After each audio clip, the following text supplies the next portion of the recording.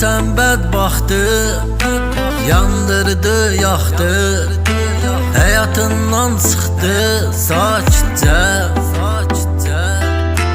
Niyə özün istətdi, həyatımı məhv etdi, gəldi kimi getdi sakitcə.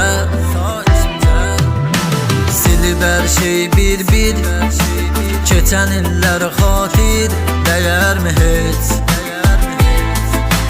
Silib hər şey bir-bir, keçən illər xatir, dəyərmi heç? Bağışlamaq olarmı? Səni tərk edəni, xəyanət edəni bağışlamaq olarmı? Səndən keçəni, özgəni seçəni bağışlamaq olarmı? Bağışlamaq olarmı? Bağışlamaq olarmı? Səni tərk edəni, xəyanət edəni bağışlamaq olarmı? Səndən keçəni, özgəni seçəni bağışlamaq olarmı?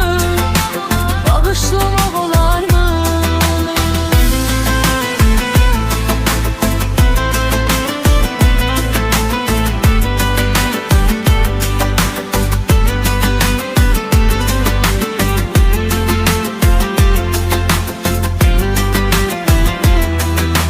Səhv edib bir dəfə, göz yumub əmin səfə, sən ona ikinci dəfə güvənərsənmi? Dərddən ağlın itib, bu yolla birgə gedib, yenə onu qəbul edib bəyənərsənmi? Qayıdıb ötən anlara, göz yumub olanlara inanarsanmı?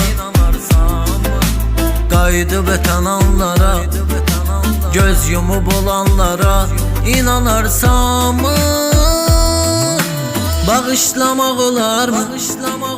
Səni tərk edəni, xəyanət edəni bağışlamaq olarmı? Səndən keçəni, özgəni seçəni bağışlamaq olarmı? Bağışlamaq olarmı? Bağışlamaq olarmı?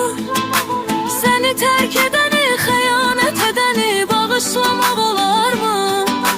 Səndən keçəni, özgəni seçəni bağışlamaq olarmı? Bağışlamaq olarmı?